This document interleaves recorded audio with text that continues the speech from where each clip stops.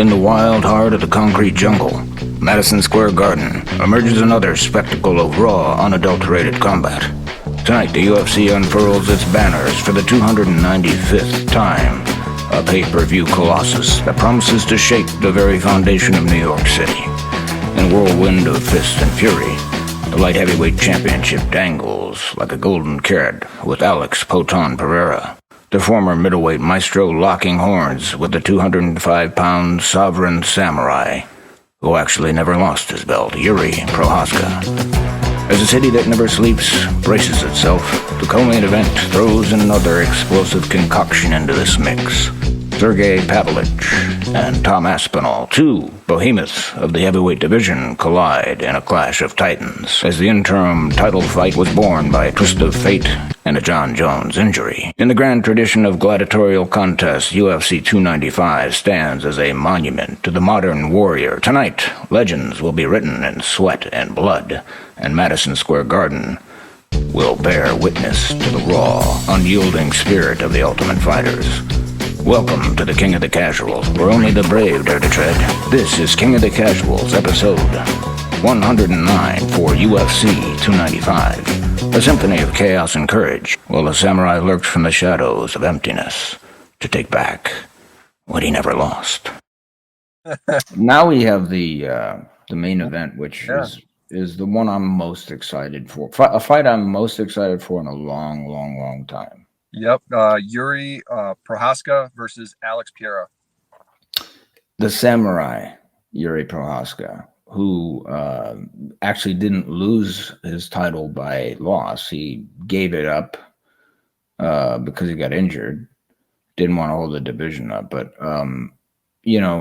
that Glover Teixeira fight that he had, maybe one of the top five all-time greatest fights, I think. And the fact that he choked him out was telling, that he choked out the chokeout artist. And Glover Teixeira he has hands too, but I think I know everybody talks about the size of Alex Pereira. Yep. But at 205, I think he is smaller a little bit than Yuri Prochazka. Yuri Prochazka is like a Viking. He definitely he's big.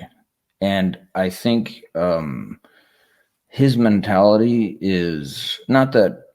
I've seen Pereira knocked out by Israel Adesanya, but I'd never seen. I've seen Prochazka hit, but never hurt. Yep. And they're basically the same size. Pereira's 6'4", Prochazka's 6'3".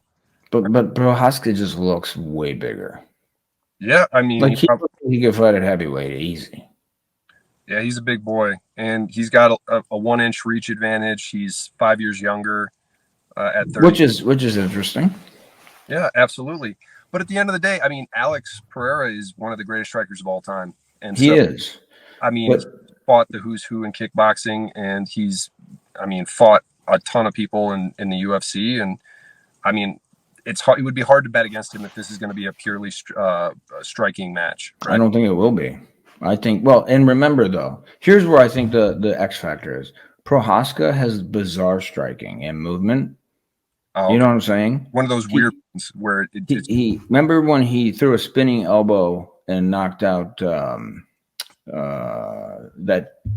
Dominic Reyes, flattened him with a spinning elbow. And it was a close fight. Like Reyes was, that was back when he was winning. Yep. And he was lighting up Prochazka a little bit, and then suddenly he just threw a spinning elbow at and Reyes was like they woke him up 2 hours later. And he hasn't looked the same since.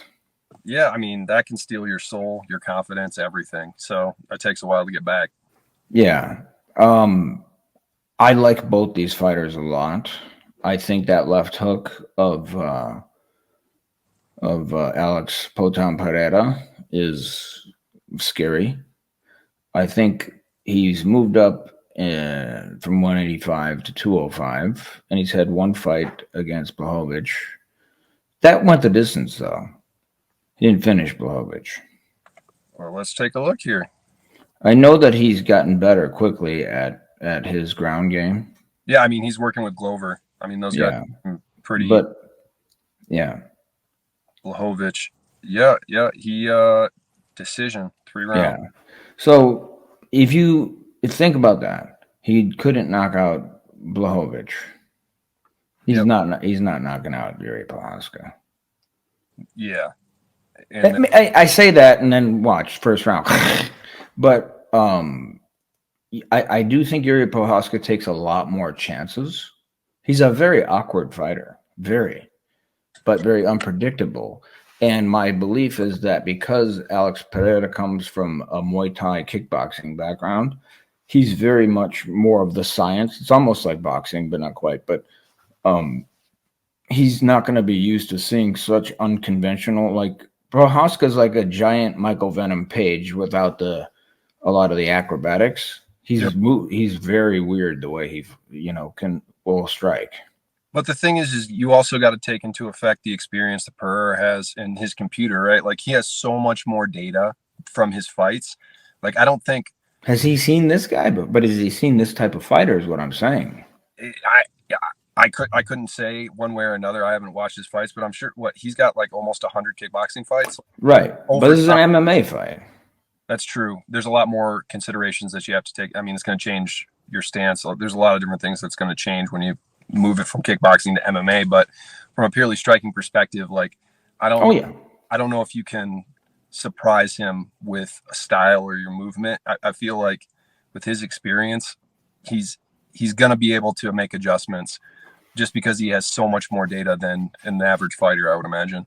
I think that if Prohaska feels like it, he can take down Pereira. I mean, good luck. I feel like he's strong. And you can even think about Izzy, right? Like you wouldn't think that he has great takedown defense just because of his background in kickboxing, but during his time in the UFC, he has really built a great takedown defense. Yeah. And I would imagine that one of the main things that Pereira is working on with Glover is that takedown defense and grappling. Yeah. Right. Yeah. I mean, he's not fighting a wrestler per se in Prohaska. Prohaska's a striker, really, but he can kind of do it all. Yeah. So I mean, God, every fight seems so far that we've talked about is so hard to pick. That's why it's a great card. Exactly. And that's why we're so excited about it, just to see what happens. It is. All right, who's going first? Okay, I'll go first. I'm going to go with the younger guy. I'll go with Prohaska. I think, like you were saying, his unconventional strikes, although I don't know how much that'll play into it. I think that that he's gonna move in, he'll take him down and do a lot, maybe hold him on the ground or do some stuff, ground and pound. And win by decision. So I think that Pereira has a cannon in that in his right cross and his left hook. Really, I think that Prohaska is the kind of guy that you have to. One punch isn't going to knock him out. Yep. His head is the size of my computer. He's he just looks like a Viking. He looked like he was going to get knocked out for a minute in one fight, and then that's when he threw that spinning elbow. So you never know. I'm also going with Yuri Prohaska, and I believe what is the line? 110 minus 110 for Pereira. Minus 125. And the reason that is because Prohaska had what they thought was a career-ending shoulder injury, and he hasn't fought in 17 months. Oh, I did not know that. Yeah. Yeah, because he was champ. He never lost his title. He gave it away. Gotcha. Yeah, ring rust is a real thing, man. So don't say that to Dominic Cruz. Oh, I know he doesn't believe it, but I mean, especially like think about how active Pereira's been. Like I think he's been very active. I think you get a little bit of an edge when you're that active. I mean, there's the negatives of taking the damage that you would take, but yeah. I mean, we're still going to go with Prohaska, but that does give me cause for pause. I think his warrior way, if you will, and his belief in the samurai spirit, the 5 circles or whatever that is, I truly believe. Although then again, the other guy showed up to the press conference with his feathers on and his face painted red. In Pereira, who's like the head of a tribe in Brazil that takes the medicine from the shaman, so he's no joke either. They're both like two of the baddest men on the planet. Yeah, absolutely, and that's why they're both fighting for the title. Yeah, so it's gonna be. I hope it's a longer fight. I don't think it'll be like the heavyweight fight before it, which could end quickly. Yep. I think it may. I think it could go 5 rounds. I don't think it will, but it might. The longer the fight goes, the more I think Prohaska again has the advantage. Oh, Jesus, I don't know.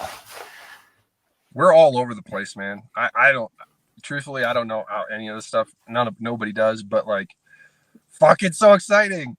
Listen, I've seen guys that actually fought in the UFC be wrong all the time. Chael Sonnen, one of them. I'm sure Uncle Chael would love to hear that. Uncle Chael picked Aspinall and he picked Pereira. All right. So take for that for what you will. He's like Drake. Whoever Drake and Chael pick, go the other way. Absolutely. But it's MMA. Anything can happen. All it takes is one punch. You're right. Not, a flying knee comes out of nowhere and all of a sudden the match is over and there's an upset. They tested Yuri Prohaska 22 of 27 days. Well, that's why USADA did. Yeah. So why? Longer around, right? Like that. It's insane what those guys were doing to these fighters, man. Like waking them up at 6 a.m. on a fight day, fucking chasing them around. It's insane. But you got to wonder why they must have thought he's on something. Just look at him. That's why. He doesn't look like he's on. I mean, if anybody looks like they're on something, trust me, he looks big, but the other guy, I bet Pereira looks like he's on something. I bet they lived in Paulo Costa's fucking bathroom. Just every time you come in, you're pissing. He's got that secret juice. Conor McGregor has passed 2 tests so far. Well, and that's the other thing that was fucked up with USADA. Like when you have those devastating injuries like that, like you gotta. I guarantee you, McGregor took something, but he wasn't fighting. HGH and TRT, whatever it takes to heal up, because that is such a. It would be an HGH. Yeah. Let those guys use it. Get them off the fucking testing pool for a year. Let that shit heal, and then let them get back in. Of course, he should. Yeah, I agree. Well, and now they may change that rule because USADA is no more after December. Is the new testing agency called like drug-free something or other? Yeah, but I think they're going to be stringent still. I don't think you're going to see like Vitor Belfort and Alistair Overeem type of blown up stuff. I mean, TRT Vitor kicked out Bisping's eye. Right. Like, what are we talking about? Alistair Overeem though now looks like a supermodel. Weird. He's like thin and he's a handsome dude. I mean, I don't swim in those waters, but like you know what I mean? Like I just look at him like that guy's a stud. Got eyes we can see. Yeah, good looking dude. Yeah. Not quite as pretty as Drew Dober. I mean, Paulo Costa. Who look? Yeah, I know. We are not going to talk about the handsome men of the UFC. No, that's one conversation that that's on our different podcast.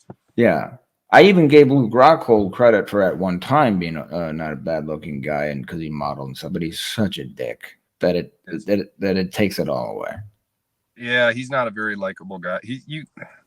The thing that always gets me is like when someone has a real big ego, that rubs me the wrong way. I think his derives from a deeply rooted insecurity from childhood. I couldn't tell you what it is, but he's so bitter, and the guy should be grateful. All right, man, I love you, and we'll hopefully be seeing more of you. I've had to do the last couple all by myself. Well, we both know the issue. I know. We do. Yeah, look, it's all good, man. Cause I'm the king of the casuals, the casual king. Keep your fucking fingers in. What is this shit? I mean, it's always this shit. The casuals, the casual king. Cause I'm nobody bringing you the casual thing. The king of the casual